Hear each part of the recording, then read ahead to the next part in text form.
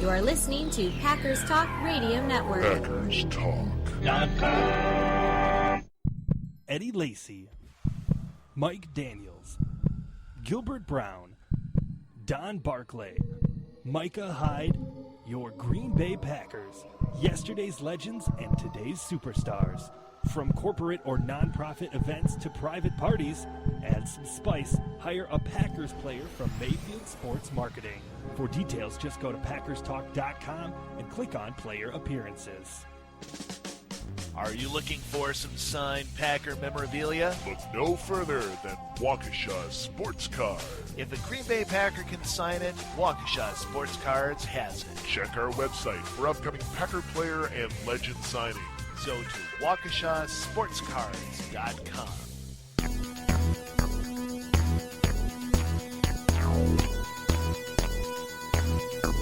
Packers Therapy.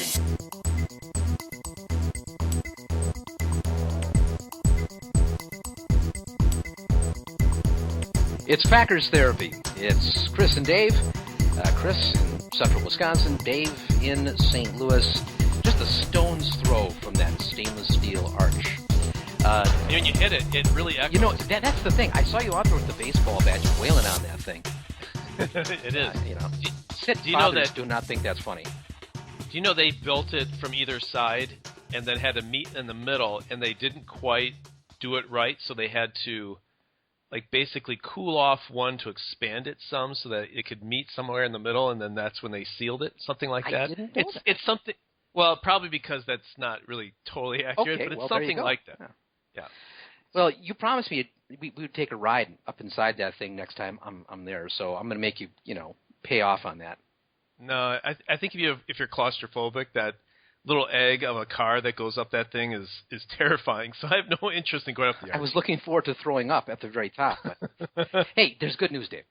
I think I have a lead for us on a sponsor for Packers Therapy. No. Yeah. I just heard today that a guy who loves the Packers just came into a lot of money. His name is Mike Daniels. He just signed his name, got $22 million, and a contract for another $20 million on top of that. And so I got a feeling that we have somebody who's going to sponsor this podcast. That sounds great. Is he? What does he do? Well, he happens to play football for the Green Bay Packers. Oh, that's Mike Daniels. Doggone you, Chris. I thought it was a real, a barbecue place or something. I was all ready for a segment or something. That's awesome. Well, thank you very much. You know what, though? It's kind of weird. The guy probably has his worst game in a long time. Now, I've not read Pro Football Focus to confirm that, but the guy doesn't really show up on the tackle sheet at all, and he seemed pretty quiet. He did get his nose in there a couple times to disrupt plays. But, after he has great games, there's crickets. After a game that was kind of mediocre yesterday, and maybe he was just distracted. He must have known the deal was getting close. But Mike Daniels signs a 4-year, $42 million contract, so he does get the $10 million plus that he was looking for. Before we talk about the game against Dallas, your thoughts on the big news of the day? Good signing to get Mike Daniels locked up? Yeah, I guess so. I mean, I want them to have more veterans, and I guess he would qualify as a veteran in the locker room. And he sounds like he's not only a Packer person, and he sounds like a good guy, but he's on the field. He seems like kind of a nasty guy. Mm-hmm. So I like that a little bit too. Yeah. So he's got that combination that you want to see in a player. He's certainly defensive, offensive lineman. I think you pay a premium for those guys when they're very good. He hasn't been injury prone, right? No, I don't think he's played. I can't think of him missing any time. I might be wrong on that. I'm sure somebody will correct me, but it seems to me as though he hasn't missed any time. But that's a lot of money for a guy that doesn't tilt the field. I don't know. I've not followed a lot of salaries, so I don't know if that is average salary or slightly above average salary for a defensive lineman. I'm guessing that's above average. But there's one rating that's out there, and this might be Pro Football Focus, that has him rated third in the NFL among defensive linemen.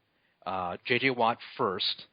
Wow, he's third? Escaping me who's second, and Mike Daniels third.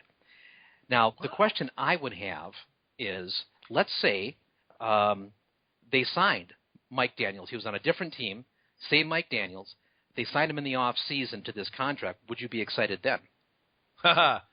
That's a good question. I wonder if I were a fan of another team, if I've ever heard of Mike Daniels. Yeah, well, I haven't. There's a lot I can't think of this guy who's the second-rated defensive lineman. He's a guy that I hadn't heard of, but he's highly rated. I mean, we all heard of J.J. Watt, obviously, the Wisconsin connection for one thing, but everybody says for the position he plays, along the defensive line, he's one of the best at what he does. He's underappreciated by us and other Packer fans that I can tell because, he has good plays once in a while, but that's the position is you just don't expect those guys to be called out. But I thought B.J. Raji's been called out a few times. I thought he was called out for getting extremely low against the offensive line. That was incredible. Yeah, a man that size to get that low, you'd think he'd be laying down. Which is basically all he did after the snap. He just went right to the ground. But he created a pile in the middle, and that disrupted the play, forced it to go outside. And as I recall, they prevented a first down in that play, right? They did. Yeah. They did. So, Mike Daniels, I would have never guessed third in the league as a defensive lineman. So, but I was talking to a Viking fan today, which I had to struggle through, and they were claiming that they lost even though they were missing three of their best defensive players. And one was a defensive lineman, one was a linebacker, one was defensive back. And Harrison Smith, I think, was the defensive back. The other two guys I'd never even heard of before. So maybe we just don't pay that close attention to defensive players because you don't draft them in your fantasy league. Or unless they're guys who get a lot of turnovers, make a lot of sacks, things that splash plays that show up in the stat sheet. I think defensive players can be overlooked because of that. I think Mike Daniels is a class example of that. I mean, he's not as potent as, say, Jack Daniels. But I think he's definitely a guy that when he is in the game, it. I mean, he's a physical presence and he doesn't get hurt. Good locker room guy. I know he's very quotable. I love his quotes. So he's going to be around, looks like, for the next 4 years. He's not an all work and no play like Jack Nicholson. No, that is exactly right. It makes Johnny a dull boy, right? Yeah. Yes, it does. So the Packers win 28-7. First question I have for you, Dave, is something that kind of came up in some of the post-game analysis yesterday. We're taping this on a Monday night. And right after the game, Rob Domofsky wrote an article, a blog post, and Michael Cohen also did a blog post, one for ESPN and the other for the Milwaukee Journal-Sentinel. And Domofsky said that the game was closer than the score would indicate. Cohen had the opposite take, say that the game wasn't as close as the score indicated when it was 14-7. I don't know. How do you come down on that? Packers win 28-7. Was the game closer than the score indicated? Well, I might take a third option. I think the score was exactly what it indicated. How about that? Can I take option C? That's realpolitik right there. Nicely done. Yeah. I would err on the side of that it was not as close as the score indicated.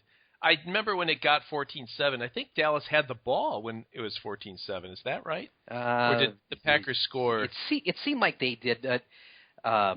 Dallas scored. I think Packers then, that was part of the time where they were having difficulty in the second half getting anything going. So I think Dallas did have the ball down by one score. I think that's right.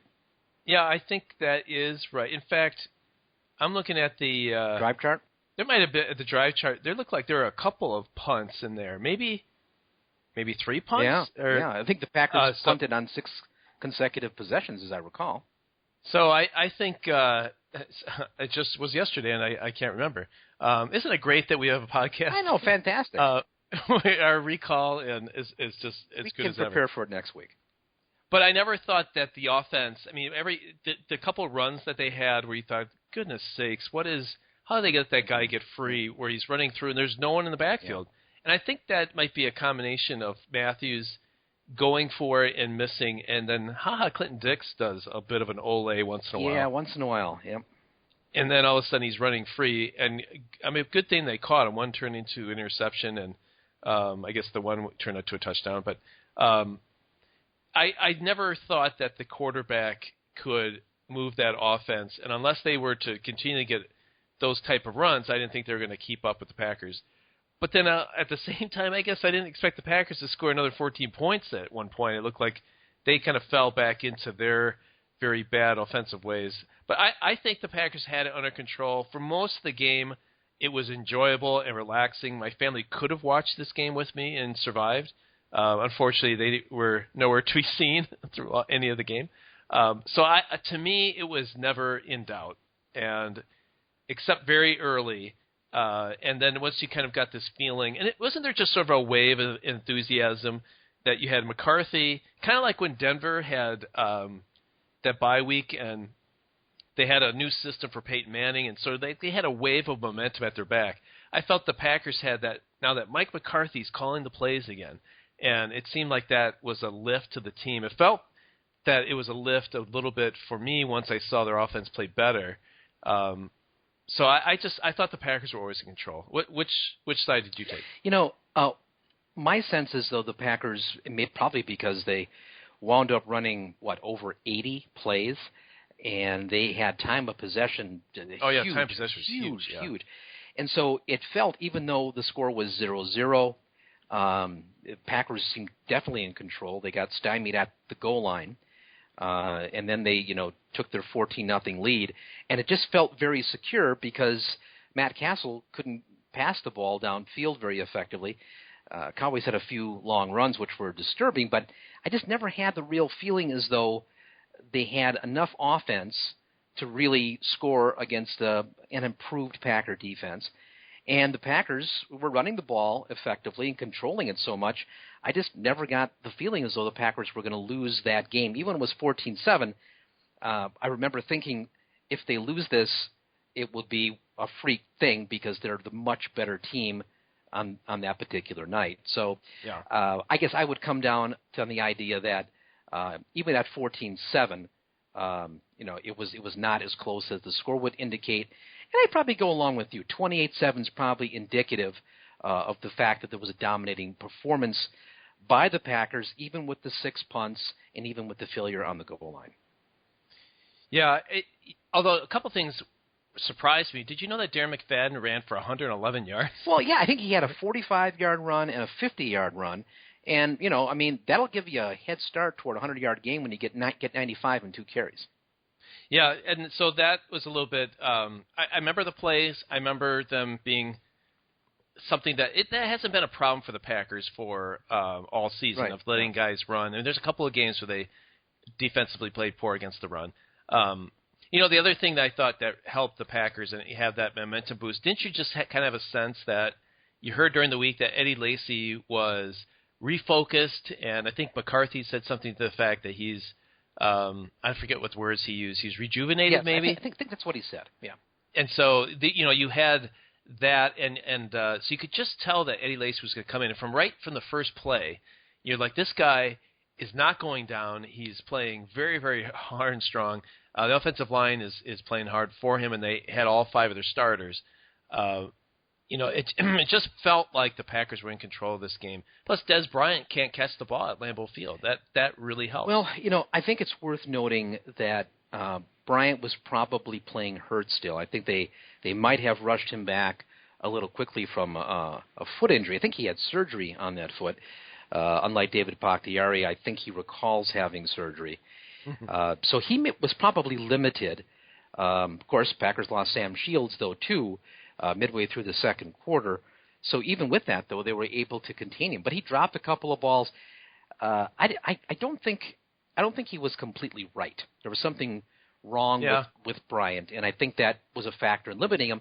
But I don't want to take a lot away, from the defensive backs. I thought, Randall again played well.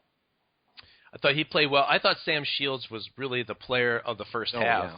If you had an MVP, the interception was a game changer, and maybe that there you could say the game was closer than right. Because they did drive down the field, right? Yep. They drove. The Packers punted right away, and then they drove and should have scored right there, and maybe that changed the whole complexion of the game.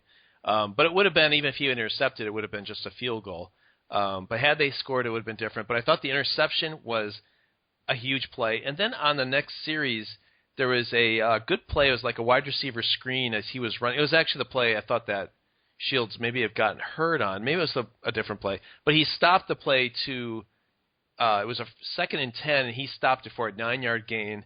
It was 3rd and 1, and we stopped him on the 3rd down, and we punted. And I think then we scored. So I thought that play to stop it for a 1st down was a Sam Shields play, and I thought that was big right there. So I thought Sam Shields was having a heck of a game before he got hurt. Oh, yeah. And I've been really impressed with his play. I thought Calvin Johnson had big games, and they played against Shields and basically got shut down pretty solid. So they need Shields to come back. I was glad to hear it was a concussion, not like a shoulder problem. He's out for weeks. Well, okay. It's much better to have a brain injury than some kind of orthopedic injury. You're exactly right, Dave. I'd like to back up a second. I haven't seen the new movie Concussion yet, so I just saw a commercial for it during Monday Night Football. So because get out there and play, man. Exactly. Just rub some dirt in it. Panty waist, come on. Get out there. So my son. I'm just afraid. This is like, I know you didn't do this on purpose, but a couple of years ago when Jared Abadaris was playing for the Badgers, I remember him going across the middle and just getting laid out. And I remember the commentator saying exactly the same thing, that he thought, oh, boy, he was relieved that he just got his bell rung and that it wasn't a knee or anything. I thought, yeah, it's just a brain injury. It's not a problem. He'll die at the age of 50, but he'll play next week. That's right, exactly. I'm very sorry, Sam. I only mean the best for you, but I do. He's been playing great, and I want him back out there. So I'm glad it wasn't a longer injury. I guess there's no good way to say it. It's surely just a darn shame the guy got hurt. I'll leave it at that. Well, it's sometimes hard to know the extent to which Sam Shields is altogether there. He doesn't even know what college he went to. It's someplace called the U. I just totally at a loss there. Of course, that qualifies as a cum laude graduate of the University of Miami. Yeah, right. Sorry, President Shalala. Anyway, back. She's still the president? Well, yes, or did she resign? She was president there for a long time. Okay. Yeah. Enough about Donna Shalala. Let's talk more about the Packer head coach Mike McCarthy calling the plays after a brief interlude of 13 weeks, canceling the experiment with Tom Clemens.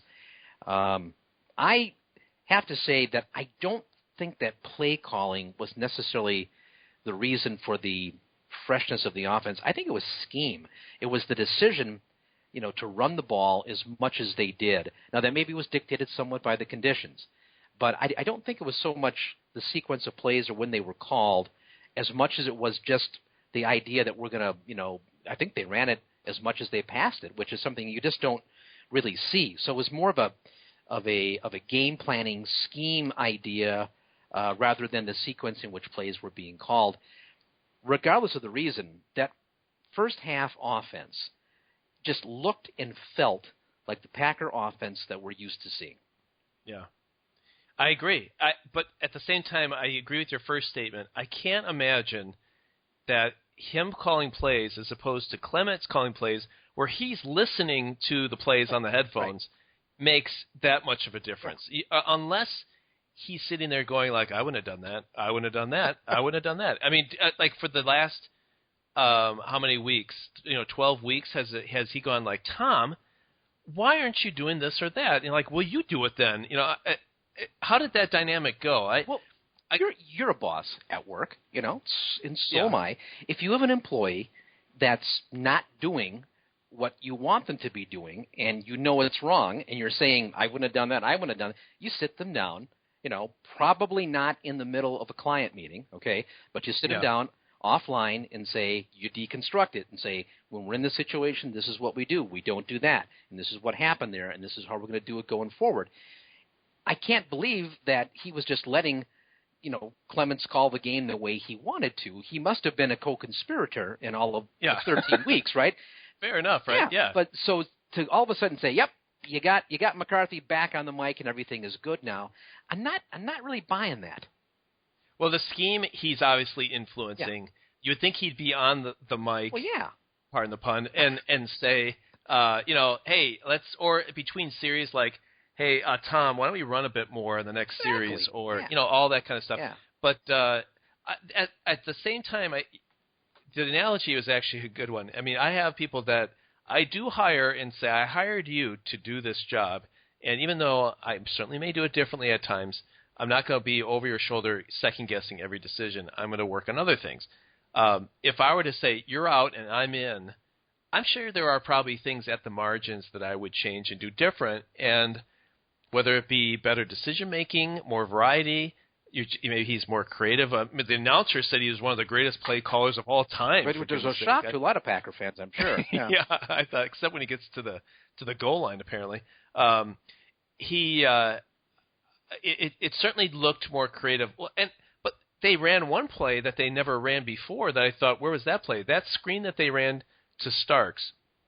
Yes. I think they had Cobb in motion going. That was brilliant. So Rogers left, that was and he brilliant. sort of looked left and then dumped it off to Starks to the right, and everyone the defense left and left it wide open to the right side. It's a great call. I'm telling you, I don't know all year that I can think of a call like that I would call misdirection. Like they've run some screens, right? There are misdirections.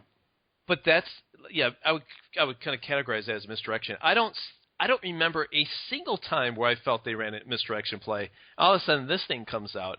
So I wonder if McCarthy has like this, like the advent calendar. You sort of have open up, the certain part of the playbook, but it was only for Mike's special plays. Like, why couldn't Tom have called that one? That was a great call.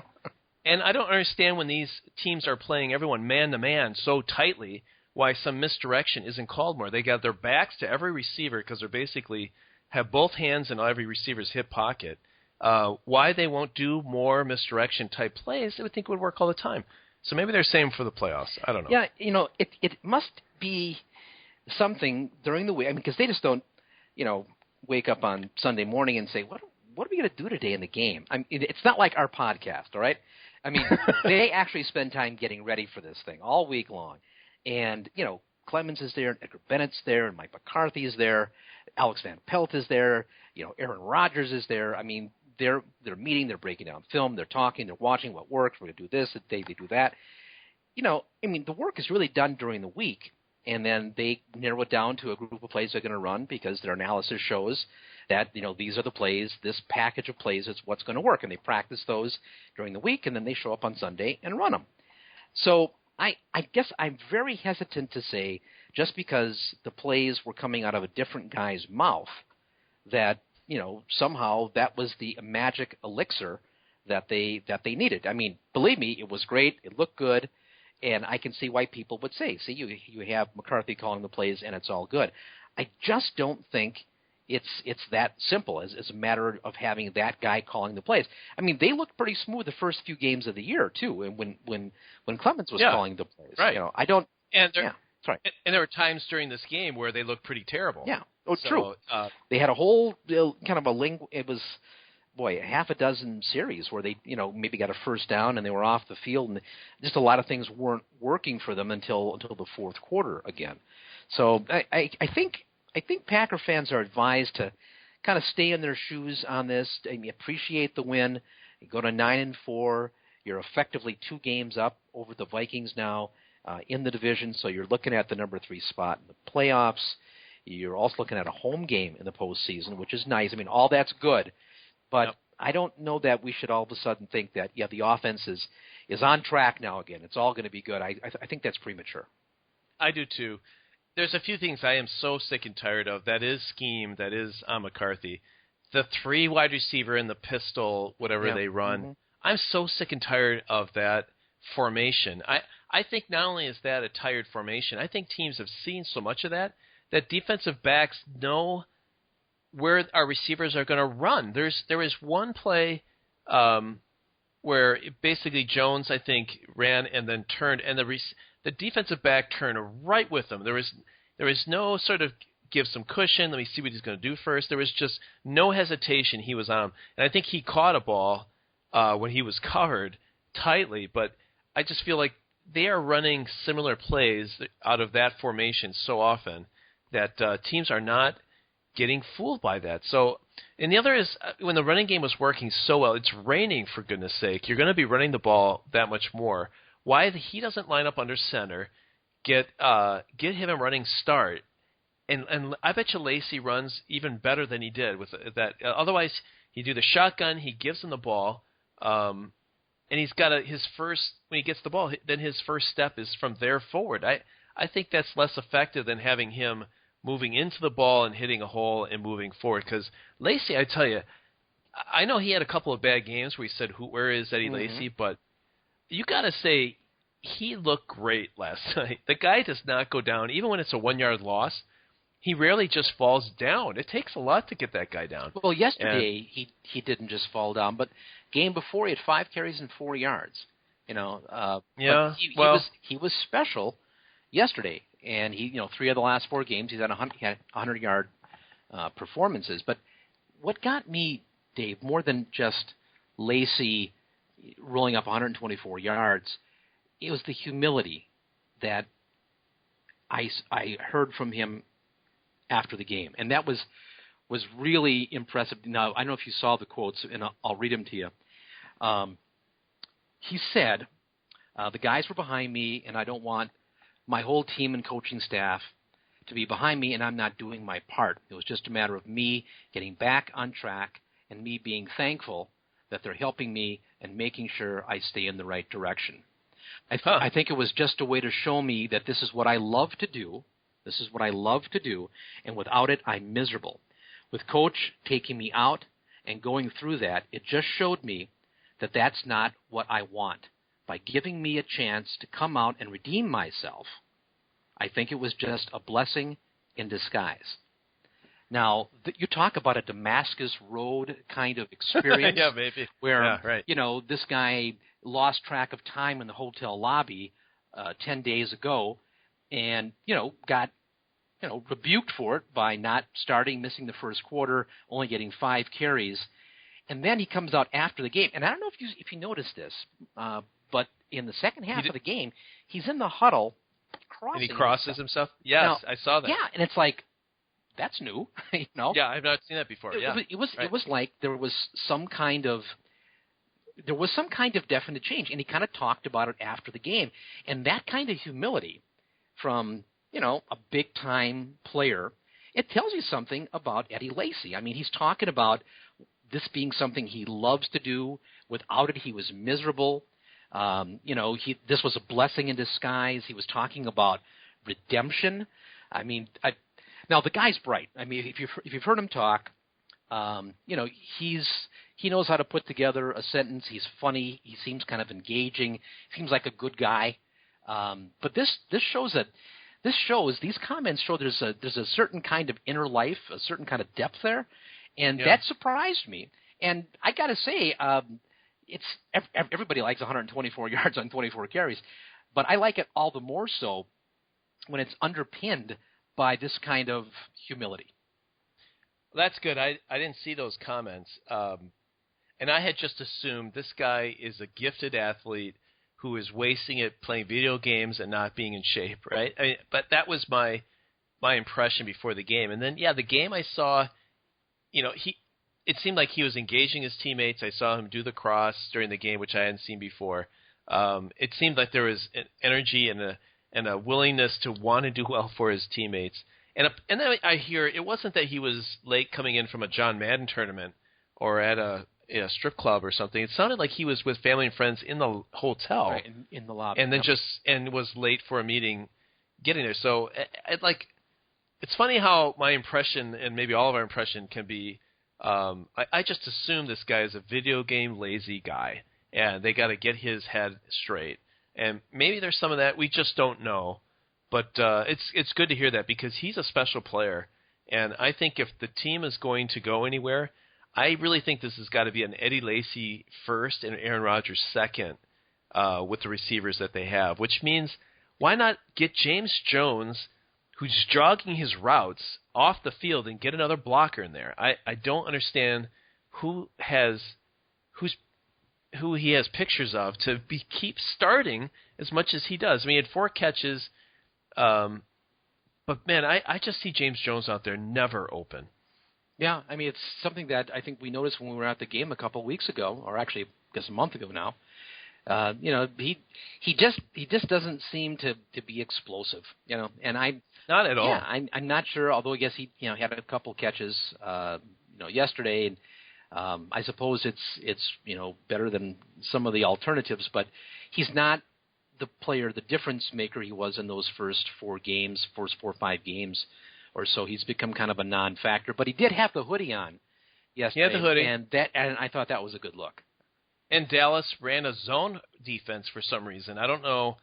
You can't really pick that up when you're watching the game on TV, but they commented that Dallas was doing a bit of a zone. And on a zone, I think there James Jones can creep into a seam. Right, exactly. And he'll catch the ball. I mean, if it's there for the most part, that's more Davante Adams' problem.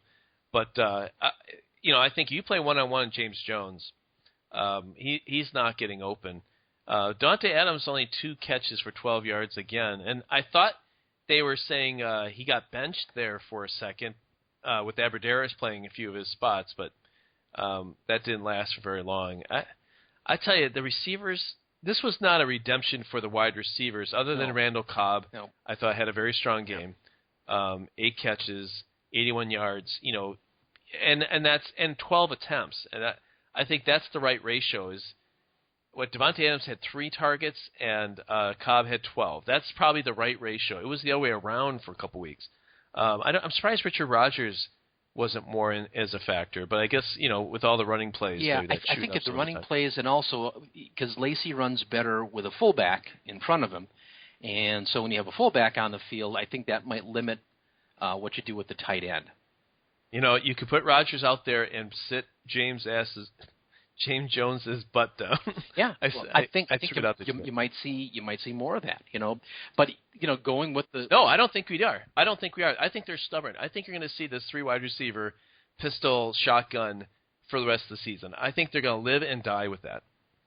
Well, I wouldn't be surprised because they do like to do that. On the other hand, I didn't expect to see him run the ball 44 times yesterday, regardless of who was calling those plays.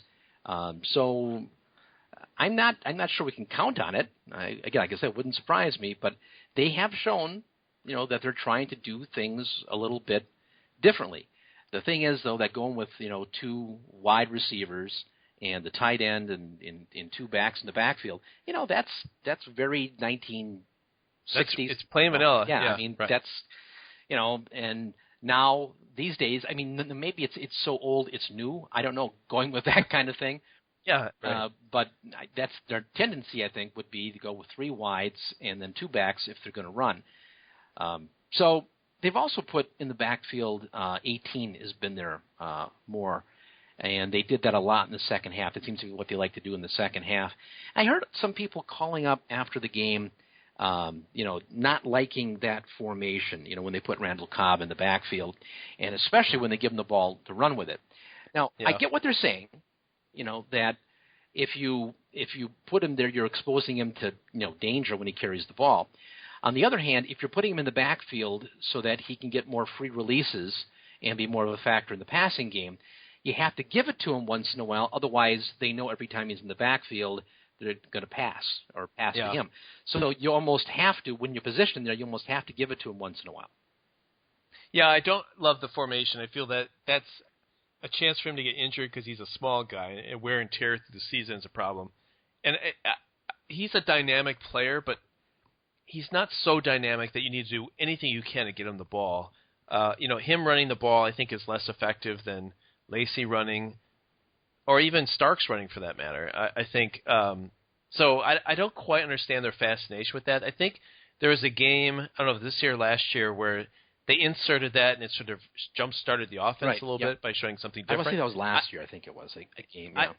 Yeah, it feels like a long time ago at least. I'm not seeing that being a difference maker, and I think that exposes him to another hit for sure. I mean, he gets piled up on when he's running through, a running play, and he goes down.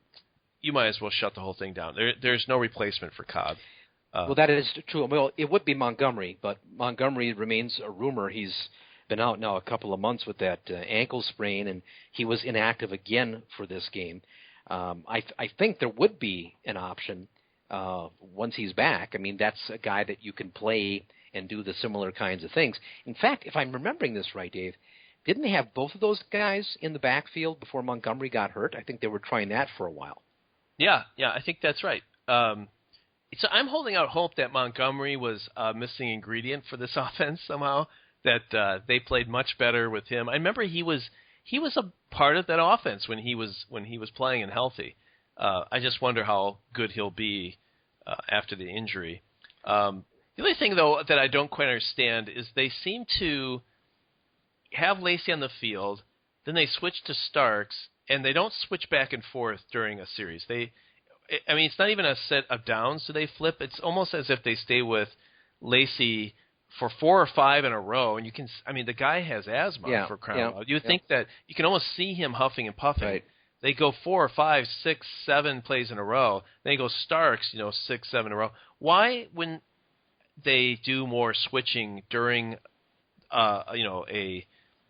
a series and have those guys back and forth, do they not want them running? I know they like to do the hurry up, which also is a bit of a mystery to me. Why they feel that it needs to do the hurry up offense so much. I know they like to catch guys off sides, but I think that would be more effective as a surprise play once in a while rather than always a hurry up.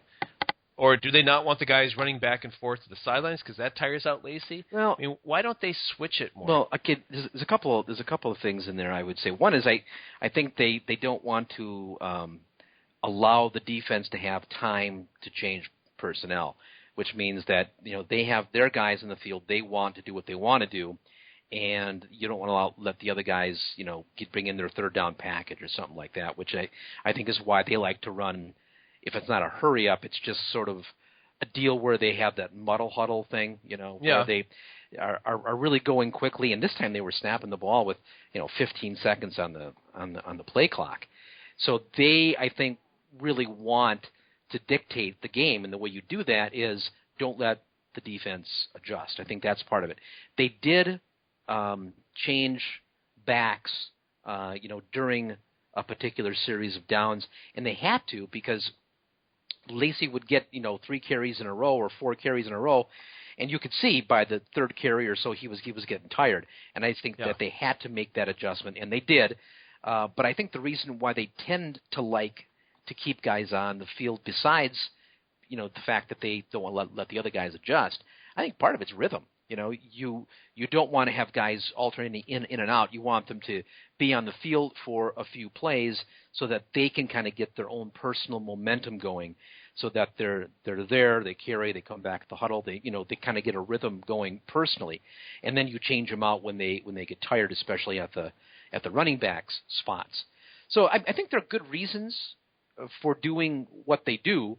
Now you could do it in a different way. I mean, there are teams that don't run the hurry up and they allow the defense to change personnel because they say that it doesn't matter. We're going to beat you regardless of who you have out there. But that's obviously it's probably no surprise what they're going to do on defense, right? You think how often with all the tape they have at this point do they go like, look what they're doing now on defense? I mean, but I get the rhythm part of it. I just feel like you want Lacy to be in the play as much as possible. So when they flip it to Starks and there's a timeout or he gets a couple carries, it's a first down, why they're not Lacy back in. Because I think at a minimum you want 2/3 Lacy, 1/3 Starks, maybe 3/4 to 1/4. And if it means, getting him some time to rest a couple of plays, if you're going to pass or, give Starks a screen or a carry or two, but get Lacy back in there. I don't understand Starks is in, he's in there for 8 or 9 straight plays, why they don't want to get Lacy back in. He's probably rested by then. Get him back in there. Well, there could also be certain things that they're trying to accomplish. I mean, there's certain, plays that Lacy runs better than Starks or Starks runs better than Lacy. Maybe what they're doing is the fourth play in this sequence is we want to run the screen play that, Starks is quite good at those. Yeah. And so we're not going to run it the first time in. We're going to let it settle a while, but the idea of having him on the field is so we get in a position where we can run something he's especially good at. And so that's why maybe they wait a few plays until they try it, but they want to get him kind of into the flow of the game, and then we're going to run that specialty thing. Fair enough. I will give them credit for one call. One bad call, one good call. The one bad call was the quarterback sneak on the one. Awful call. Why? Why was it a bad call? Because they have a very light and injured offensive line, and you're putting your quarterback who, he is an athletic guy, but he's not Cam Newton who's going to jump over the top. And plus, the way they lined up the lineup, you had everyone on Dallas on the line, 2 linebackers right behind him on the other side of the line of scrimmage, and then you had like a third guy sort of like as a triangle, and then they just wedged it right into. I just felt like that was doomed from the start, and they got no push. So I don't think quarterback sneaking, unless you're going to do it as a quick play, a quick snap, or get him off, that is not the strength. Plus, you have Eddie Lacy, for crying out loud. Why not give him the ball? He's so much more effective getting a yard than Aaron Rodgers. But I thought the good play was then when they had it later on in the game, not only did they give it to Lacy, but they put 2 receivers out in the ends and spread it out a bit. And that is your first and goal play against Seattle last year, for in the future. Spread that offense out. Don't allow linebackers to just all pile up line of scrimmage, and then give the ball to Lacy. It doesn't need to be that difficult. Whether you're Pete Carroll or Mike McCarthy, just give it to your guy that can get you a yard and be done with it. I suppose you like the quarterback sneak call. I don't know if I liked it, but I was okay with it. You're half a yard away at that point. Tom Brady runs that all the time, and Brady's older and has been more seriously injured than Rodgers during his career. He's a little bigger too, but they have better line. They have better line. But here's the thing, though. All right, everyone wants the Packers to run the ball. We hear that all the time, and the linemen, kind of contribute to that. Well, we want to go mano a mano. We want to show we're tough. Well, I don't care what they think. Well, yeah. But that's the thing, though. So it's on them. Okay, at that point, you want to be able to wedge it in. I mean, it was good enough for Bart Starr, right? I mean, Bart Starr was able to, get it in the end zone. I think that was a legitimate play call. Was it, best play call in that situation? I don't know. Lacy, maybe, yeah, that would have been fine too. The point is, I think a run of some kind was called for. And the thing about a quarterback sneak, you're supposed to be able to not have any delay. If you hand the ball off, it takes longer than it does if you just get the ball and charge forward. But your offensive line has, got to get lower and has got to be able to blow the other guys off the ball. And they didn't do that, but they say that's something that, they want that kind of confidence put in them. Well, here's an example. You put the confidence in the offensive line. You only had to wedge them out a half a yard, and they couldn't do it. They couldn't do it. I don't think Rodgers did the play very well. I think Brady's better at hiking and then getting into a seam, where I think Rodgers just crawled out the back of his center. I just felt like it was a big scrum from point one. I'm certainly glad they went with this, and the second option was to give it to Lacy. That I feel will work more than not. And they got to figure out the 3rd and 1 play as they get into the playoffs, because that was a problem last year. And they have a guy. Oh, here's another reason why I like it not doing something other than quarterback sneak. Is a quarterback can't jump over the top unless you're Cam Newton. He can do that. But Rodgers is never going to hike it and then be able to launch himself. Where I think Lacy, although he's a big guy, I think he at least has the ability to jump and stretch the ball over the line of scrimmage. Rodgers, you hike it, he kind of huddles the ball into his chest and tries to move forward. You're not able to reach out and give yourself. He could have broke the plane had he stretched the ball out, but I think you're afraid that you're going to fumble. Right, exactly. Yep. And so he doesn't do that. And I don't know. I thought bad play. Even Nick Collins tweeted it was a bad play. The second time I thought it was a better play. And we desperately need a break. Yeah, and there's more to talk about, definitely about the Packers' 28-7 victory over the Dallas Cowboys. Remember the time, Dave, when people used to hate the Cowboys because they were a great rival, and that seems to kind of fizzled out. Yeah, they have really no talent on that team. Well, without Tony Romo, they just don't have an offense to speak of. Their defense isn't too bad, but it's not the Cowboy team that it was a few years ago or even last year, as far as that goes. Anyway, we're going to take a short break on Packers Therapy. We do this every show because, we kind of have to. On the other hand, now, even if we don't have to, we do it just because it's a tradition. It's one of our proud traditions in 268 episodes of Packers Therapy. So we're going to be back. Just give us a moment to recalibrate, and we'll have more with Chris and Dave in just a bit. Back with more Packers Therapy. Chris and Dave breaking down and talking about the Packers 28-7 victory over Dallas.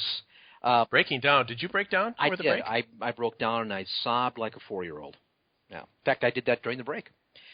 Yeah, it was quite sad. So there's a couple things I want to cover before we get on to the betting lines and so forth and the other bogus features that we have here on Packers Therapy.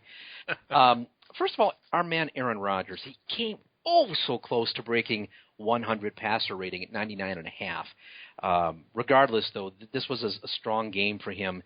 He looked more like himself. The ball was coming out, more quickly. He seemed to be taking less time waiting for plays to develop. It just seemed there was more rhythm in the passing game.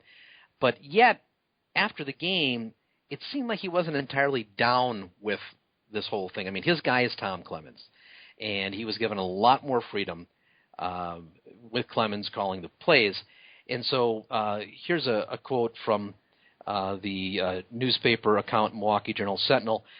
Rodgers admitted there were more plays called Sunday that didn't feature checkoffs at the line of scrimmage that allowed him to change from a run to a pass or a pass to a run. It's an indication McCarthy has taken more control of the offense and wants his plays run. Asked if he feels like he can still check out of plays, Rodgers said, quote, "I still have the opportunity to get us in the best situation possible when I see it." Now, that is a change that makes sense to me. If the change is in Tom Clements, it's Aaron Rodgers is told to do what he is given one option. Doesn't that to you? Because I could see where, they're giving him all kinds of options and he keeps optioning to throwing it to Devontae Adams over and over and over again, or everything's a pass play, and they want to run the ball more. That, to me, is a change that makes sense. It is to me, too. And the reason I raise this is it reminds me a little bit of how Brett Favre got kind of pissy toward the end of his run in Green Bay. He kind of wanted to control the offense. And, he had won 3 MVPs in a Super Bowl, and the current guys won 2 MVPs in a Super Bowl. And I think he'd kind of like to run it the way he wants to run it. But, he was so frustrated, and things weren't working well. It seemed as though by having less options, he seemed to be more free. Now, I know that that's my cone for the day, my Buddhist moment of Packers therapy. He just blew my mind, Chris. He had fewer options, but yet he was more free. I think I'm going to have that tattooed right on my chest. But it does seem to be the case.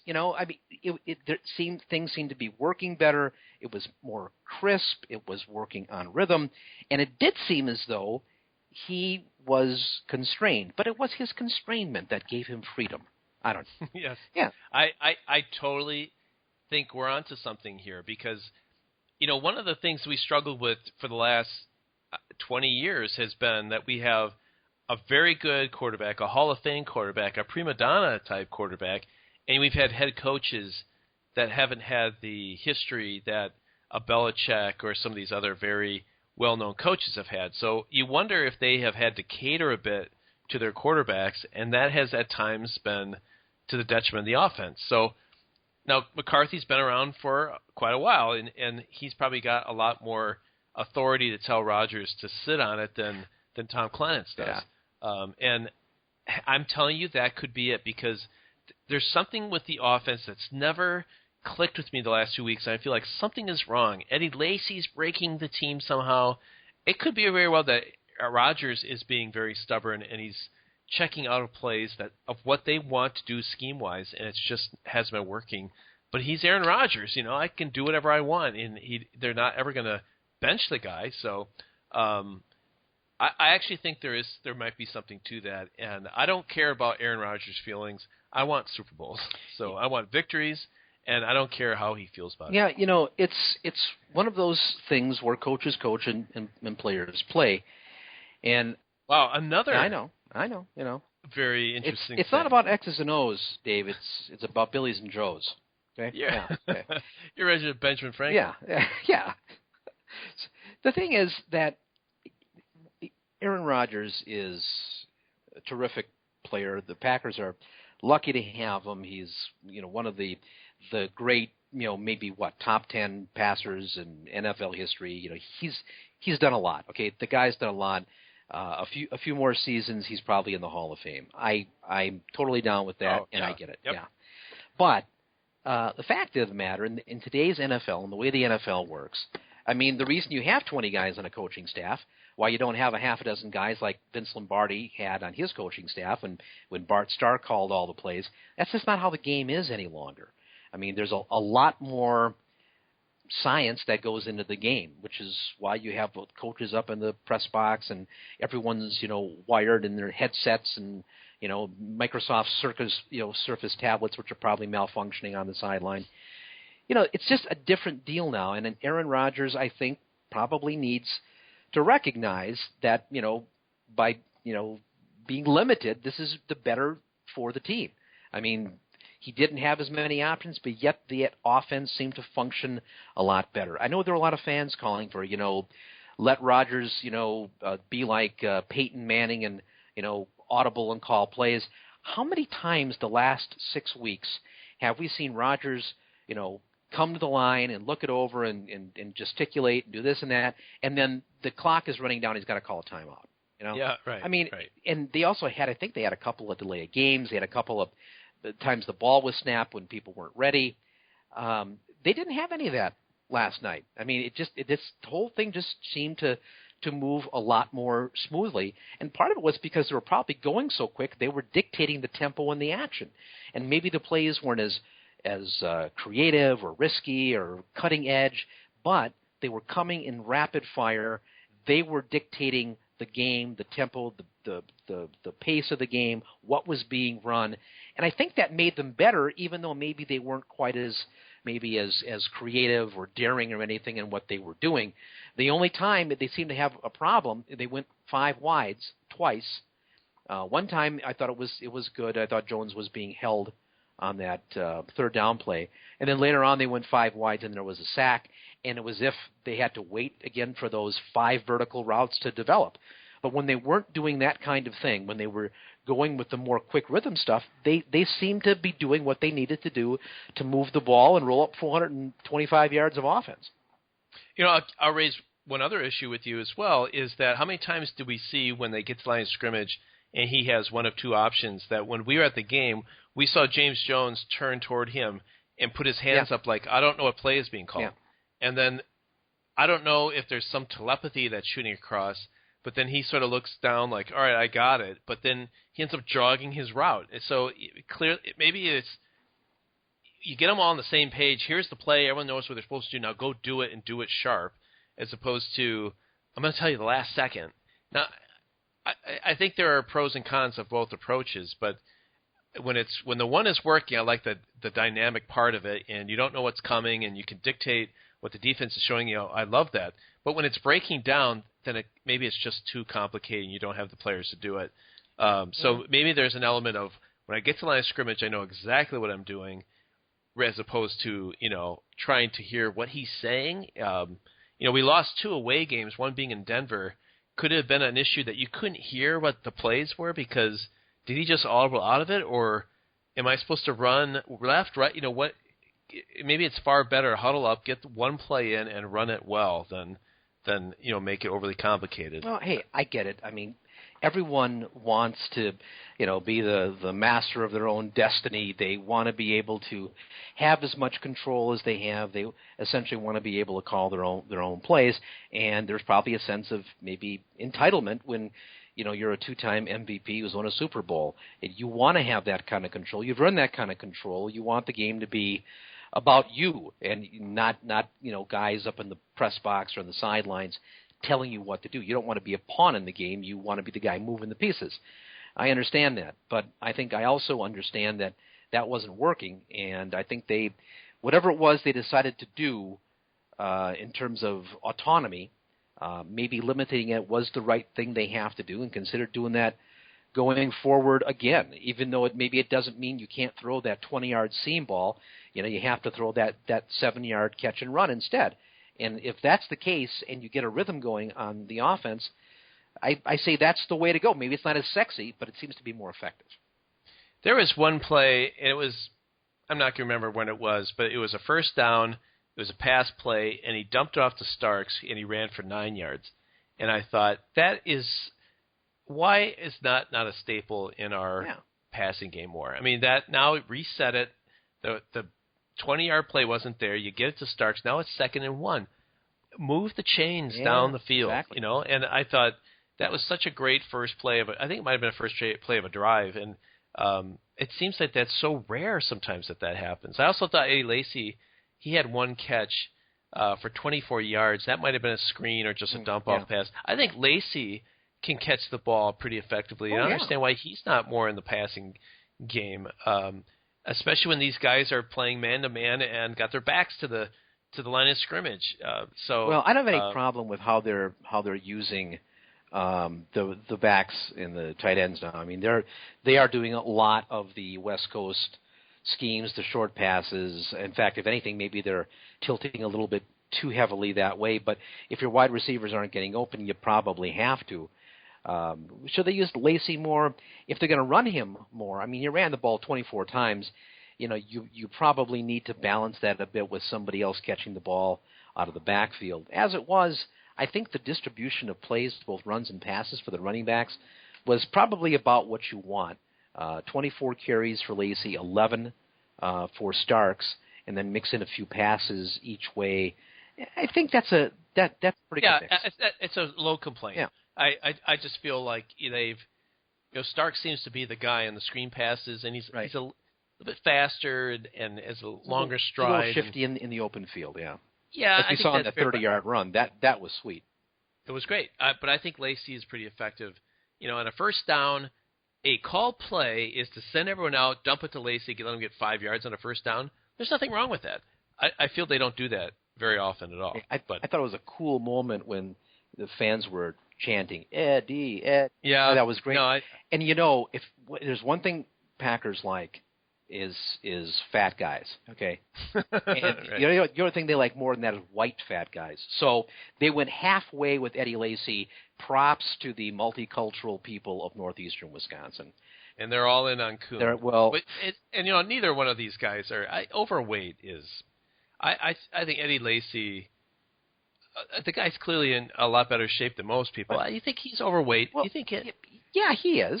But that doesn't mean at 25 years old, you can be overweight at 25 and still be very athletic. B.J. Raji is pretty damn athletic, Yeah, This is, you have to be in the modern NFL. It's not like he's, say, like some people we know, 56 years old and getting a hip replacement. It's something like that, So I think Eddie is fine. Now, as he gets older, he's probably going to have to, lose weight just for his own health. But now, at his age, I think his biggest problem is finding a pair of pants that fit him. I mean, how do you find pants that are going to be that big in the thighs? I mean, it's like, I don't know if you remember Earl Campbell or not. Yes, that guy. I mean, how the heck do you have them specially made? Do you call Levi's up and say, I need pants at what is he probably a 36 waist, but I'm gonna need double wide thighs. I mean, geez, it's got to be tough. And we've talked about Earl Campbell before, but if this Eddie Lacy were in Earl Campbell's days, he would have carried 40 times, all 30, 40 times, yes, and just came out there with his jersey ripped and I mean there were games where that guy. He was talking about being a workhorse, yes. Which is why he's in a wheelchair now, which is damn sad, Now, there's a couple more things I want to get before we get to their stuff. J.C. Tretter played center, played the full game. Corey Linsley was inactive. At some point, Linsley's going to be over that ankle injury, and he's going to be ready to play.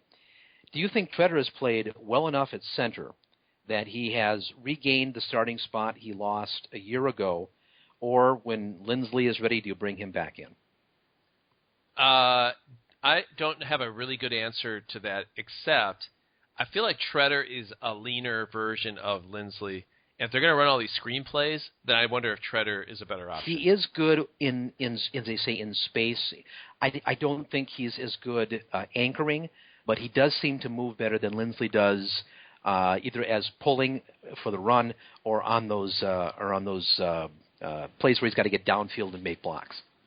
Yeah, and Linsley's had a couple of rough games, right? Oh, yeah. I think J.C. Tretter is pretty solid. I hope they go with who's the hot hand and not just you give it back to the guy who started. I hope that they want to win enough to go with who's playing better. Well, I think they have to keep that in mind, though, when they're scheming, because I don't think Treader, and this may be why the quarterback sneak didn't work so well, he's not going to be a mauler in there that's going to blow people off the ball. That's true. That's right. On the other hand, we saw him make some blocks on the move that I'm not sure Lindsley makes.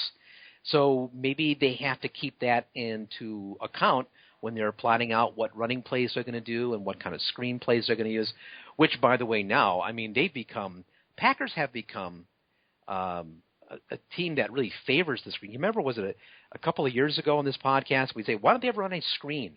Early this year, I feel like. Yeah, we talked about that. It's all they do now is they run screens, and they do them great. Well, I think they actually listen to our podcast because they're running more screens does. that we talked about, more short passes. They had Jake Ryan playing. They're running the ball more. If they ever line up under center more, then I really am going to start to think that he listens to the podcast. Last thing I want to cover before we get to the other stuff, Jeff Janis. Now, Janis, I think, did play from scrimmage when they were in the victory formation. I believe he is the safety man in the victory formation. So, but he does it poorly. Well, right? He no longer. He should get out of that victory formation. He did an absolutely poor job. He gets one chance, and that's it. He should be off the field. I don't understand why he's on the field. Well, he's become, and I don't think they meant this as an insult. I do believe this was a compliment, but they said he's the new Jared Bush on special teams. and they actually, the Packers, they kept him around, Jared Bush around for a long time. It wasn't because of his interception in the Super Bowl. It was because the guy was really good on special teams. And Jeff Janis had a Pro Bowl-worthy special teams game. He was Steve Tasker out there. He was great. He was blowing up fools, kicking ass out there. He'd beaten guys down the line. And Lucky Whitehead, is that his name? Which sounds like a made-up name, Lucky Whitehead. Anyway, he was unlucky when Jeff Janis was just laying the wood to that guy. Janis has found something he can do, and he can do better than anybody else on that team. And he was getting major props from guys like Chris Banjo, the very plucky Chris Banjo.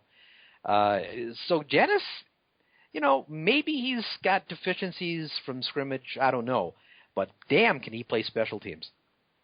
Well, the way the receivers are playing, there must be some serious problems with him as a wide receiver that he can't get on the field at all. Because he's an athlete, he's fast, but they threw one bomb to him, and that has been overly scrutinized of why he didn't catch that ball, which I guess I read since that he lost the ball in the air, and it wasn't just he gave up, he couldn't find the ball. Yeah. So it wasn't his fault. But his fault he couldn't find the ball. That's a problem. I suppose that is part of being a wide receiver, isn't it? But the guy, he's a playmaker. The guy...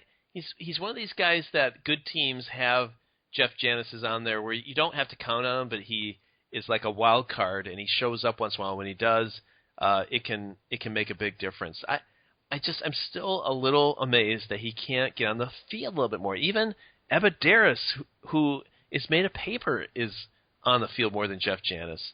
But you can see how fast and athletic that he is. Although I think there's going to be a time where he's going to run into a receiver early. I mean, he timed the one so perfectly, and he didn't look up to see the ball coming. I think there might have been a little bit of luck involved, unless he's just that good. Well, the fact of the matter is the guy's going to see the field as long as he continues to do on special teams what he did. And I think it's a good role for him returning kicks, too. I mean, he may not play from scrimmage, but he's contributing. And it would sure be nice, a guy with 4.3 speed, 6'3", 215. He's got the same dimensions as Jordy Nelson. Yeah, I think the difference is Jordy's got just freakish body control, like some kind of dancer. And, I think, what Janis has is more straight line speed. And that's probably what separates them. Now, can Janis learn some of that body control? I don't know if that's just innate or if that's something you can get good at.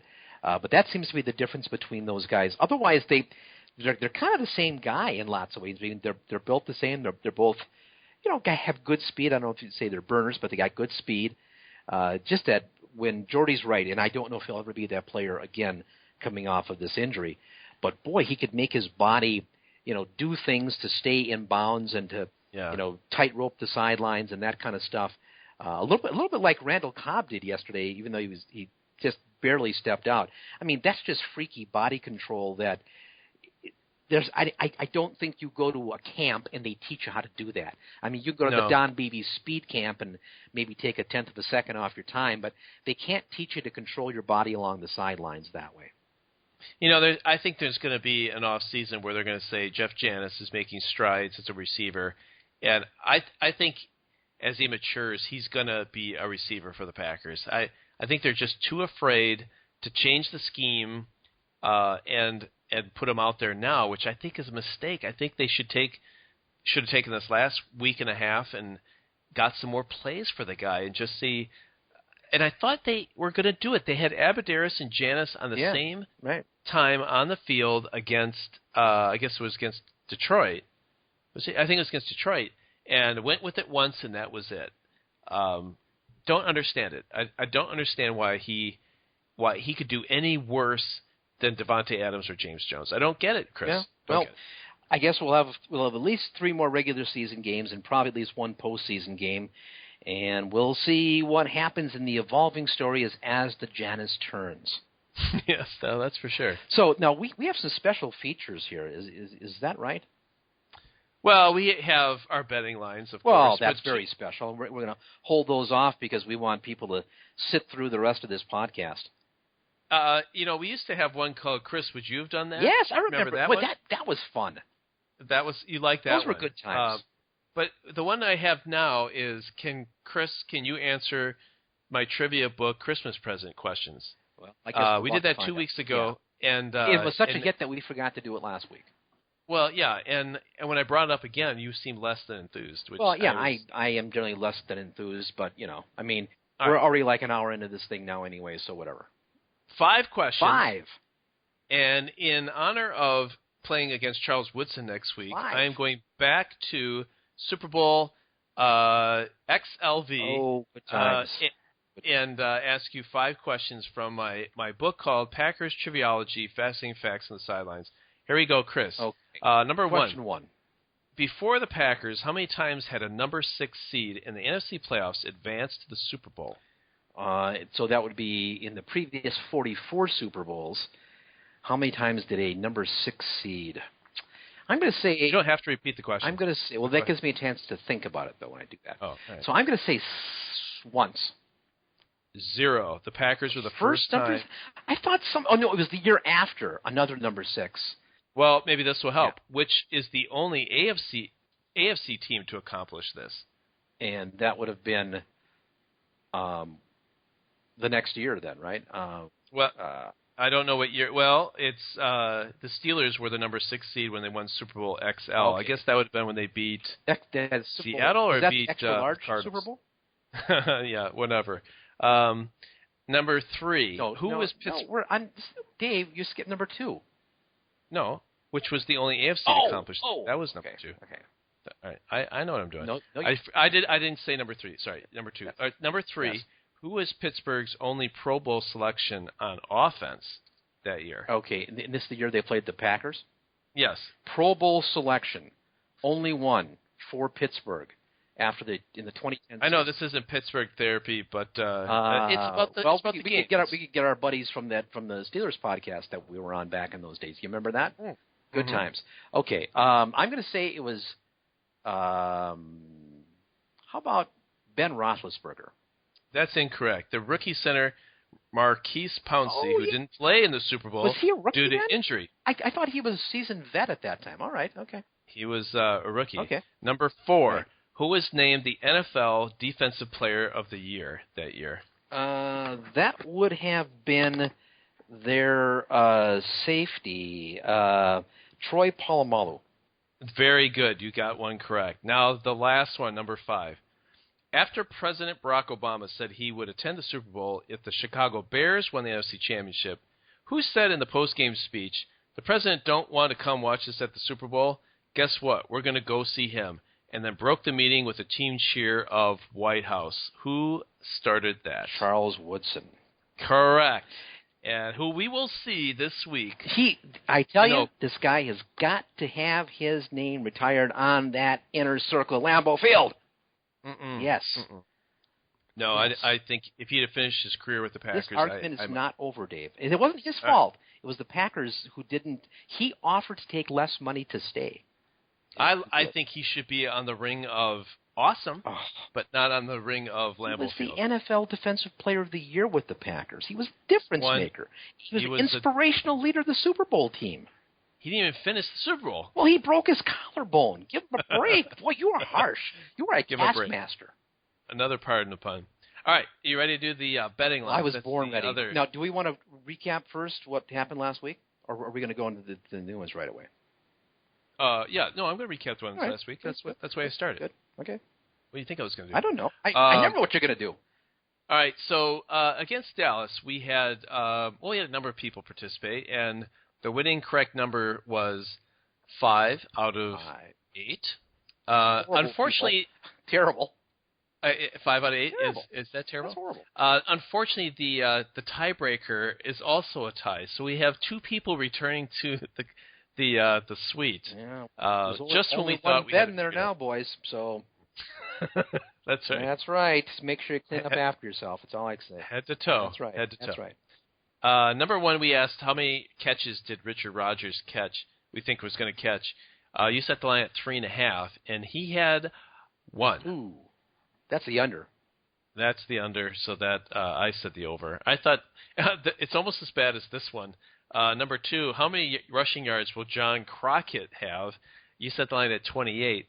The under happened with a 0, and every person who participated was he even active for the game? I know he didn't see the field, but why should he? I mean, the way they ran the ball. Yeah, that's true. Now, in hindsight, that seems kind of silly. Although I did take the under. Number 3, how many attempts will Eddie Lacy get? Set the line at 11.5, and the over is correct. Yeah, because it was 24. Yeah. He had 24. Yeah. I think Mike might have made a mistake here. No, not Mike. Mike Miller? No. I think he did. Is he on drugs? I think he did. I think he got that messed up. Well, here's the thing. Mike's answers are final, even if That's right. Hey, at this point in the podcast, I cannot do the math. He is my man. Yes, he can do no wrong. People are just going to have to deal with it. Exactly. And you have his email address. That's right. mitnomiller@gmail.com. Number 4, how many sacks will Clay Matthews have? You set the line at 1.5. He had 1. So everyone had the under on that one. But 2, though. Because it was Castle just got over the line of scrimmage when Clay got him. Mm-hmm. So it was so close. A shame. Yeah. Number 5, how many tackles would Jake Ryan have because he had such a big number? Right, he had 10 the previous game. You said 7.5, and the under won that one. He only had 4. Well, he had 6 total. He had I think, 2 assists, right? Well, yeah, but Mike is always right. That's right. That's Mike, another. Put that. Mitnomiller, Ekamail, yep, he's always right. That you put that on your chest. Number 6, how many points will Dallas score? Set the line at 20.5. I took the under, and the under was correct. It was only 7. And the Ice Bowl reference. I said halftime, and it was definitely in the third quarter. It showed up, but when they showed the no catch or what right. Yep. Why didn't I remember that one? I was thinking this when I saw that. I thought, we should have done that. That was the one I should have. But then they did. They followed up with the Ice Bowl in the third quarter, as expected, and no one got that right. Some people said none. Awful. And then the tiebreaker. What was the temperature at game time? Mike said the temperature was 40. 54 is what they said on Fox. It can't have been 54. Was it 54 out there? No. I think during the day it might have got to that point, but I don't know that it was a kickoff. I mean, it wasn't in Plover, okay? Okay, well, that's good enough for me. One disturbing trend is Jared, who got 5 correct but didn't get the tiebreaker. He said, I'm withdrawing myself from this prediction since it's the day of the game. Oh, well. Because he would have. Now, that's an honorable thing to do. I see. But Jared, that's a smart play, my man, to wait to the 11th hour before you hit send. You are a smart man. That's true. I thought he was abstaining as like a conscientious objector, but I think he was actually being honorable. Jared, I take that back. That was now I understand you can abstain, and maybe he's the real winner in all this. He is. Honesty wins overall. At the end of the day, he's a winner, unlike us. Mike, check that carries by Eddie Lacy, and we'll have our auditors be contacting you. Okay.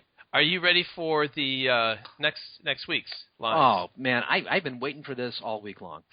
All right. Number one, how many total rushing attempts will the Packers have on the backs of what they did last week of, what was it, 44?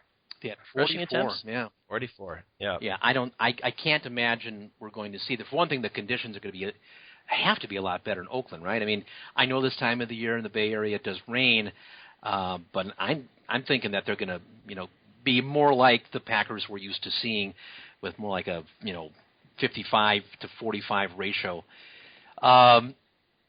So I'm going to put that at 29.5. 29.5. I'm going to take the over. Now, are we counting runs by the quarterback and Cobb? And okay, all right. Unless we want to change it to just Lacy and Starks, but then what about Crockett? All of a sudden, Crockett could be the let's make it all runs, even scrambles. And right, I'll still say 29.5. Fair enough. I'm take the over. Number two, in the last game Oakland had, I heard they had negative yards in the first half, and then ended up winning the game against Denver, of all things, and proving the point it's not who you play, but when you play them. Unfortunately, it is true. How many first half total yards will Oakland have? Oh, man. Which is going to cause Mike to have to kind of add that up. He's a clever guy. Pay attention.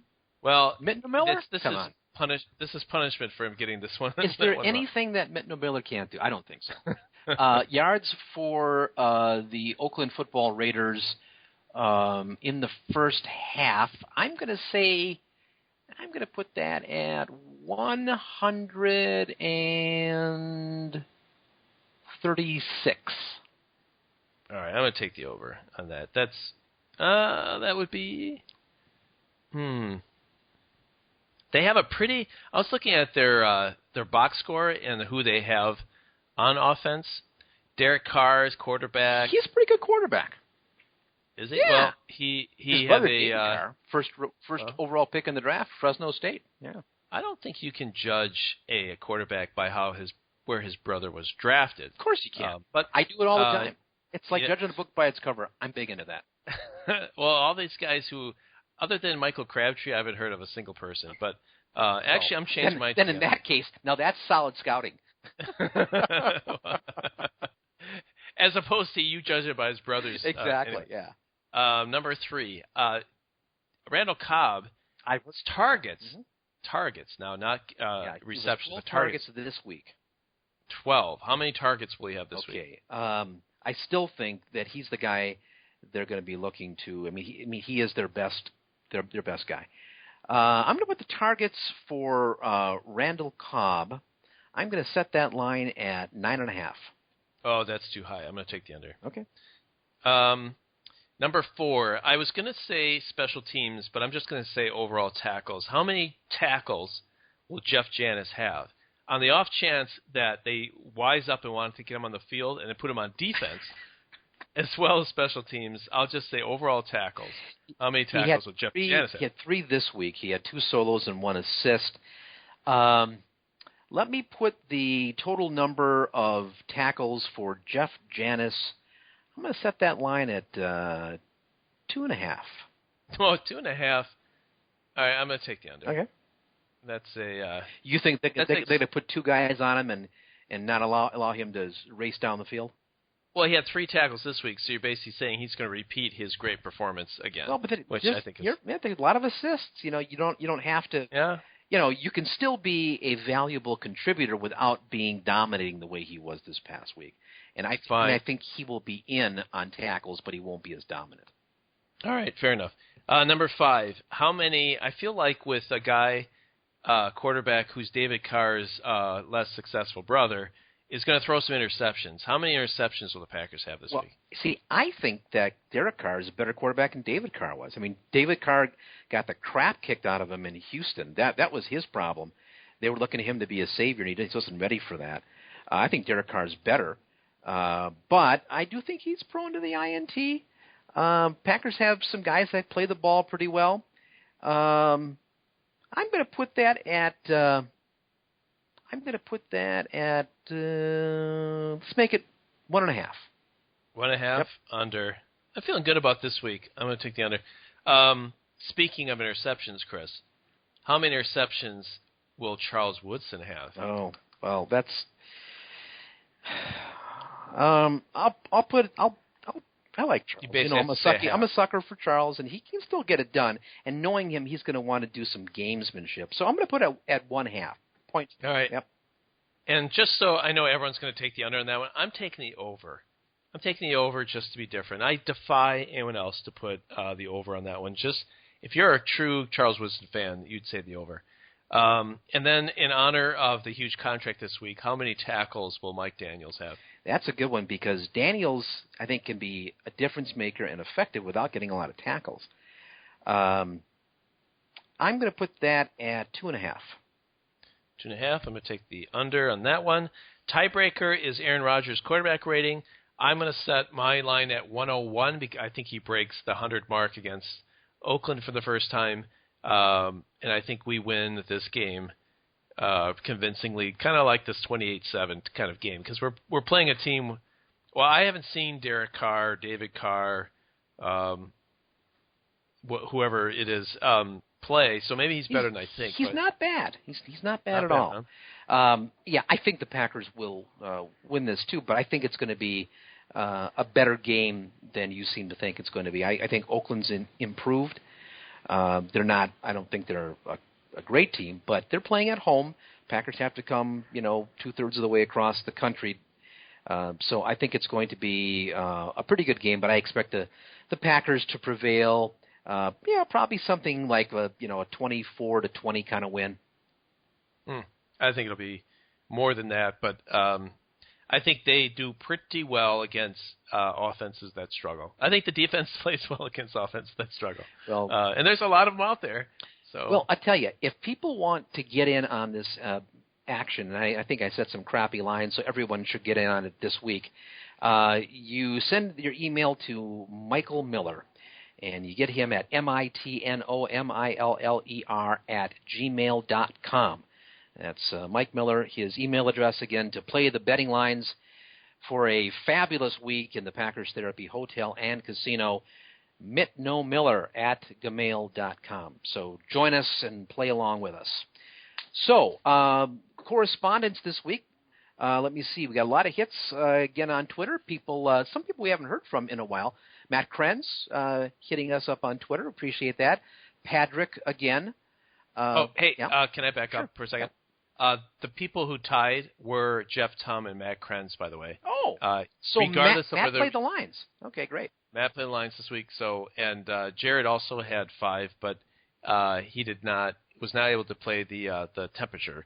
So, and had it been scored correctly, if I'm seeing this right, then it might have been someone else. But again, Mike's ruling is final. So anyway, go ahead. We have a guy who's been active with us of late here, Scott Perk. That was good. A couple of tweets from him. Tom the Glass Man checking in a couple times this week. Damian Simmons, thank you. Ty Kale. We appreciate everyone who is corresponding with us this week on Twitter. We tried to have a little fun along the way. Your guy, Tom, another one of our Toms who listens to us, but your guy, again, in touch with a very long, thoughtful email. Every week, Tom gives me an update, which I appreciate. And I don't get to respond as much as I want, but that's why I do the podcast. It's all here. This is our friend. Now, I'm surprised. I believe he's a chief petty officer. I thought initially he was an admiral, but in my opinion, Tom should be an admiral, but I guess he's a CPO. So thank you, sir, for being in touch with us, as well as I think Tom Freeman, right, was in touch with us, our West Coast legal office, checking in.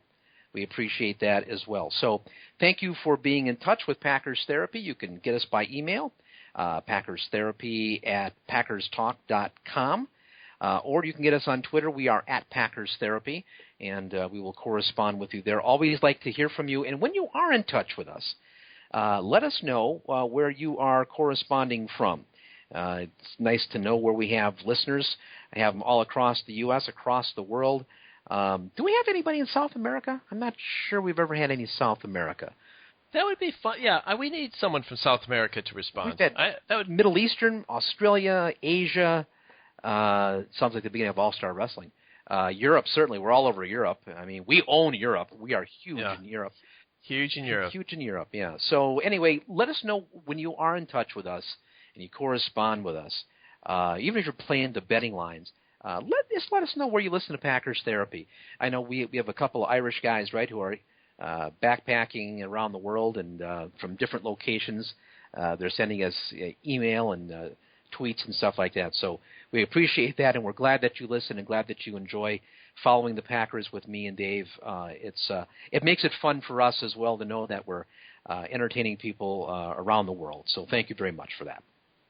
So any pop culture we want to get to this week, Dave? I have three things. All right, go. First of all, being a gadget guy, I bought a Fitbit this weekend. Oh, what a waste.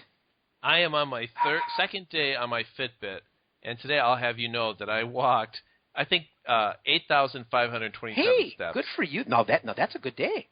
Yeah, I think that's a good day, right? I was on the elliptical, and I burned 2,877 calories. 2,000? Oh my God! You could have like an entire pizza. 2,000. Well, not have dinner or breakfast and lunch, but yeah, 2,877. That's pretty good, right? That's great. Yeah. Yeah. So I actually think the Fitbit is pretty good. Now, Dr. Klaus, when we were in Chicago or over the weekend, he had bought I forget the name of it, but it's the competitor to this. Yeah. And this was the only one I saw at Best Buy because I had a great gift card, so I went with this one. You didn't go with the Apple Watch? It's kind of fun. Apple Watch, man, that's the way to go. Yeah, I had a gift card for Best Buy, and I could have gone Apple Watch, but how much did the Apple Watch go for? Well, I mean, I got the entry level. It was with tax and everything. It was $425. Not cheap, but not bad. This is $150, and I go online. It tracks my sleep. Which all it told me is I sleep too, but that's more creepy. I know. It's the less creepier way of tracking my sleep. It did remind me. All it did was it told me that around 3:00 in the morning I was unsettled, and my wife said, "Oh yeah, don't you remember I woke you up to go close something?" Or I was like, "Oh yeah." She if it wasn't for the Fitbit, all right. Yeah. Well, yeah. She wouldn't have reminded me. Although, my heart rate went up. It was weird. Enormously. Yeah, it's incredible. So that was one. So you're not calories there. So you're not with the Fitbit. The second thing was I bought a new board game this week. Oh. And me and two of the kids are playing it, and it's the most fun thing we've done in a long time. Dr. Klaus got me onto this board game called Pandemic. Mm-hmm. It's a board game where you're trying to limit a virus that's spreading, actually 4 viruses that are spreading across the world. And, of course, in his dreams, he's the guy, the doctor, the gallant Norwegian doctor that solves the mystery and saves the world. With socialist health care. That's exactly right. Social medicine, exactly. That's right. Healthcare. But this one is called Pandemic Legacy, which, get this, Chris, you play the game in a series of 12 months, so you play it 12 times. Oh my God. But as you play the game, every time you play it, the board game changes, where you put stickers on the board, you rip up cards.